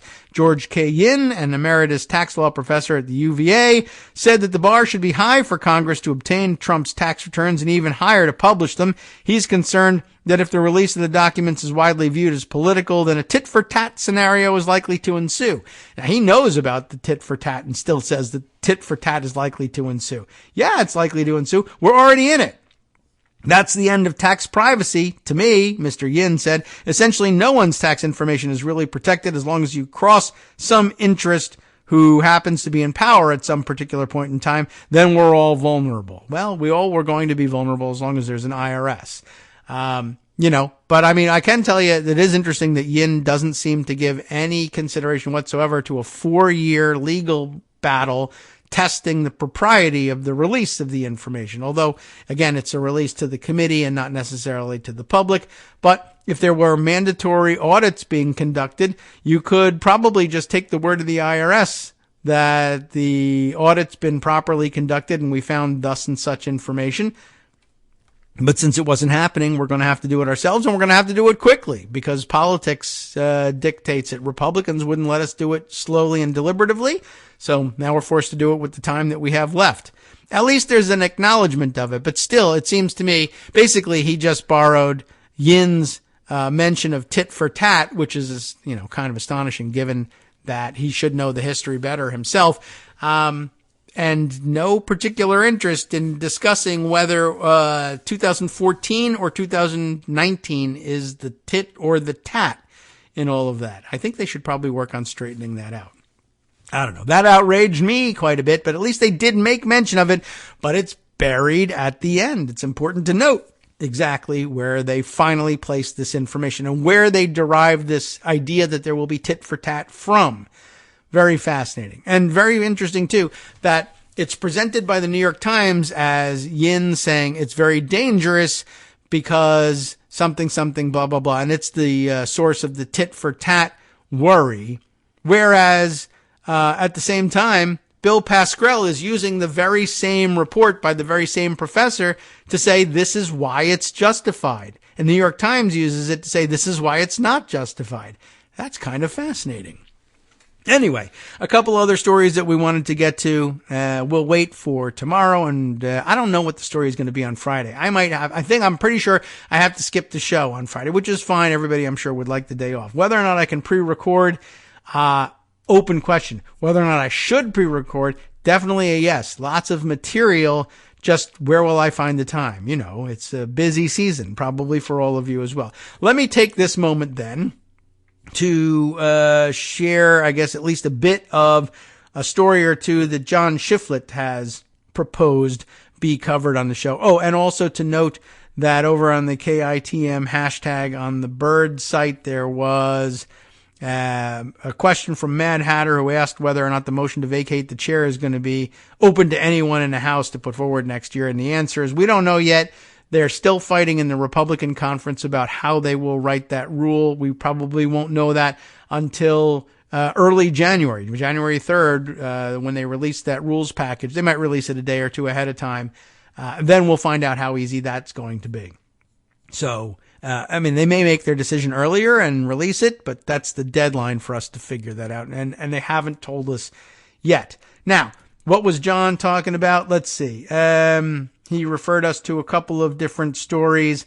Let's see. They're both probably a little bit too lengthy to really squeeze in, but I can tease one or two of them. And you can check out the KITM hashtag on Mastodon to find out what he's talking about, even before I reveal it. This one, I think, important to put on the radar. We won't be able to read through it, but the pull quote here from the headline from Tech Dirt. No, the FBI is not paying Twitter to censor. I guess one of the latest distillations of a fake story and a fake outrage from the so-called Twitter files that Elon Musk has been selectively releasing to dark web idiots. No, the FBI is not paying Twitter to censor. From the Not How Any of This Works department, written up by Mike Masnick at Tech Dirt, begins this way. Sigh. Look, I want to stop writing about Twitter. I want to stop writing about lots of other stuff. I have a huge list of other stories that I'm trying to get through, like me. But then Elon Musk does something dumb again and people run wild with it. And for reasons that perplex me, much of the media either run with what Musk said or just ignore it completely. Which is not a bad solution, I would say. But Musk is either deliberately lying about stuff or too ignorant to understand what he's talking about, and I don't know which one is worse, though neither is a good look. Today, I guess yesterday, his argument is that, quote, the FBI has been paying Twitter to censor. unquote. And he suggests this is a big scandal. Enclosed here is the quote in which he says that, citing Michael Schellenberger's discussion of the so-called Twitter files, part 7, where he says the FBI and Hunter Biden's laptop, how the FBI and intelligence community discredited factual information about Hunter Biden's foreign business dealings both after and before the New York Times, or rather the New York Post, revealed the contents of his laptop on October 14th, 2020. What's going on? Well, this would be a big scandal if it were true, but it's not. It's just flat out wrong, as with pretty much everything that every one of these misleading statements regarding the very Twitter that he runs, where people, I guess maybe just former people, could explain to him why he's wrong. It takes away more time and details. It takes way more time and details to explain why he's wrong than for him to push out these misleading lines that will now be taken as fact. But since at least some of us still believe in facts and truth, let's walk through this. Well, guess what? We won't have time to actually walk all the way through it. It's pretty lengthy, but I'll refer you to it in today's roundup. I'll hand it over to Scott and let you take a look at it. Maybe we'll read through it. I just wanted to make sure it was on your radar because you're probably seeing people talk about it since it's fairly fresh, although there must be some fresh hell that is taking up all the oxygen now because Elon Musk is probably awake and tweeting again. But as with every one of the misleading statements regarding the very Twitter that he runs, right? Oh, yes, here we are. They'll walk through this. First up, we already did a huge, long debunker on the idea that the FBI or any government entity was in any way involved in the Twitter decision to block links to the Hunter Biden laptop story. And there's a link here for you to take a look at. Most of the people who believed that have either ignored that there was no evidence to support it or have simply moved on to this new lie suggesting that the FBI was, quote, sending lists to Twitter of people to censor. The problem is that, once again, that's not what the Twitter files show, even as the reporters working on it, Matt Taibbi, Barry Weiss, and Michael Schellenberger, either don't understand what they're looking at or are deliberately misrepresenting it. That's the long story short. You can get the details from Tech Dirt. We might discuss it later on. Maybe, for all I know, Justice Putnam is preparing to discuss it on the West Coast Cookbook and Speakeasy next. Plus, I get to find out next as I read it over really quickly. NetworksRadio.com. You have been listening to Kagro in the Morning with David Waldman. Oh, you'll want to tune in as Trump insurrection impeachment lawyer David Schoen was fact-checked on live TV. Always an exciting prospect. And then, of course, let's see. Oh, another Treasury Department. The rule delay by the Treasury Department makes a big EV tax credit possible by early next year. Everybody save up and go buy something other than a Tesla. Next.